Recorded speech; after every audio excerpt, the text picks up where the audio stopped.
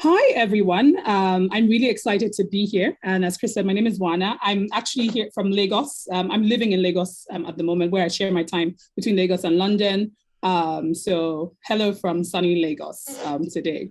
Um, so as Chris did say, I am a poet, I'm a performer, and as much as many other things as well. And I'm going to be looking at the multidisciplinary nature of my poetry practice. And before I sort of start talking about some of the things that you're seeing on screen, I'm going to mention that, being Nigerian, there's a running joke. And I don't know if any of you have ever heard this before, where they say, our only career choices are doctor, lawyer, engineer, accountant, and family disgrace, essentially.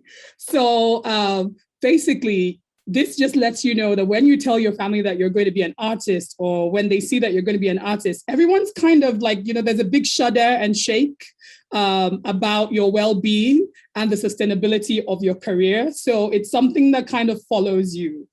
And as a result of that, as a poet, when I started writing poetry, I was always told that, the idea originally was like, you see other poets and what they do is they write books, and, that's how poetry existed for me. But I started writing poems, and I found that, they also said it was difficult publishing books because, people don't really buy poetry books and all of these sorts of interesting things. But I'm someone who's always sort of loved exploring with art. And I often ask myself, why can't I do other things with my poems? So why for me can't poetry, be like painting or any of those sorts of things? And so this is how it started. And I think it was 2015, I think, where 2014, I think, where I made my first album, and it was called Dirty Laundry. And then after that, I saw that I made the album, sold them literally hand to hand here in Lagos. And I saw the reaction, people enjoyed them. But what was really interesting for me was the fact that people who particularly didn't care about poetry were listening to my album, and they were like, oh, this is really cool, and this is really interesting. And then, of course, I made a second album, and I made a third album. The third album is called Transcendence, which came out in 2020. So this is how sort of a lot of my poetry career started, writing, creating albums. And then, of course, there's also the performance aspect of the work as well, where I found that not just performing my poems, but because I was performing my own poems and people enjoyed them, I would find that maybe someone who'd come to my show and then maybe worked in an organization would be like, you know what, can you write a poem to suit maybe a theme of an event, or, or the launch of our product, or, just something different, but, it was going to have to be geared towards whatever it was that they were doing in their company. And then from there, I realized, oh, there's another angle to this, which is that I get commissioned to write poems as well. And so from there, I'd written poems for companies, for arts institutions, for festivals, and just for even individuals' birthdays and weddings. And even sadly funerals as well. I've written commission poems for those. So I started to realize that, okay, so there was the album making in this, right? And there is the performance of my own work. And then there's also doing commissioned work as well. And then, of course, the pandemic came. And so this shut down a lot of like the physical performances because, before then I was traveling all over the world and performing. And then I was at home, like everybody else, spending a lot of time cooking, strangely.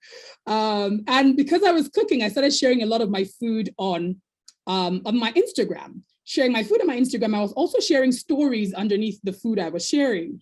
And from there, this idea came about around creating a workshop where I used food as an entry point into into memories and into ideas. And then, of course, like writing and creating new poems. And so this was how Comfort Food was born.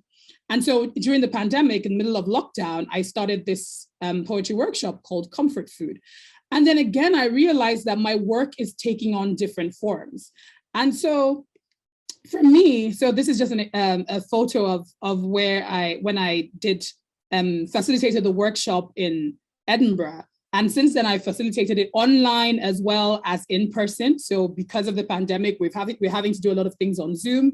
So this again was a different avenue. So it's like, I was used to workshops being these physical things, but now I could do them on Zoom as well. And of course, also get paid for them too.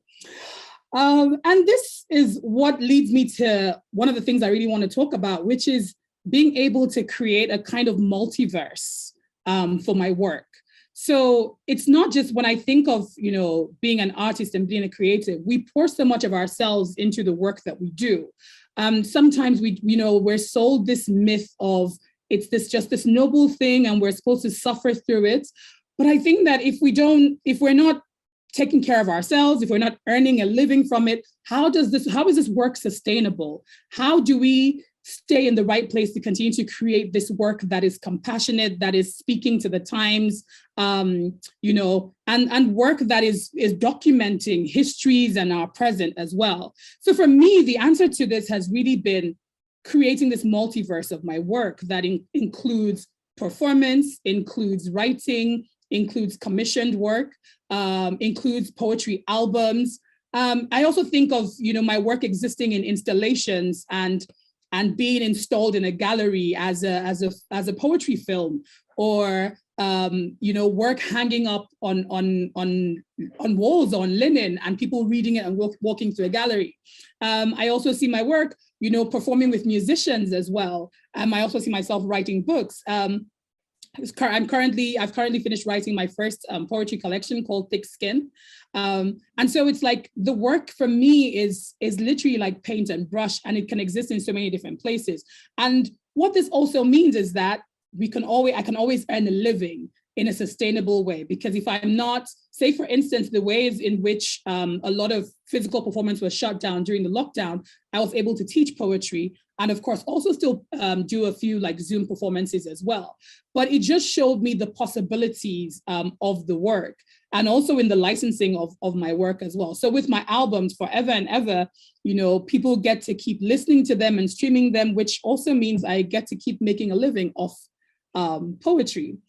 So, for me, this is what is most important when we talk about compassionate, being creative, and being commercial. I'm someone who believes in the idea of an and. I don't think it has to be one or the other. We don't have to only sort of make one type of work, but we can make the work and it can exist in so many different forms. It can be very expansive. And the other thing about that, it actually makes us more creative because we're thinking of how our work can exist in so many different spaces. It becomes more exciting. You're seeing that your universe is expansive. You're seeing that your universe is abundant, and you're continuous. You don't burn out, because even when one aspect of your work doesn't feel like it's working sometimes, another aspect is very exciting to you, and it's opening something up for you that you can take back into another segment of your working life as well. So I think I'm gonna say thank you at this point. It's been very exciting to share parts of my work with you.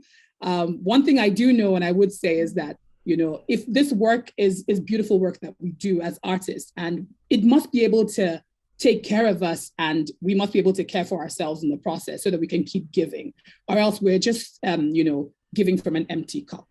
So I will say thank you very much. And it's been great spending time with you.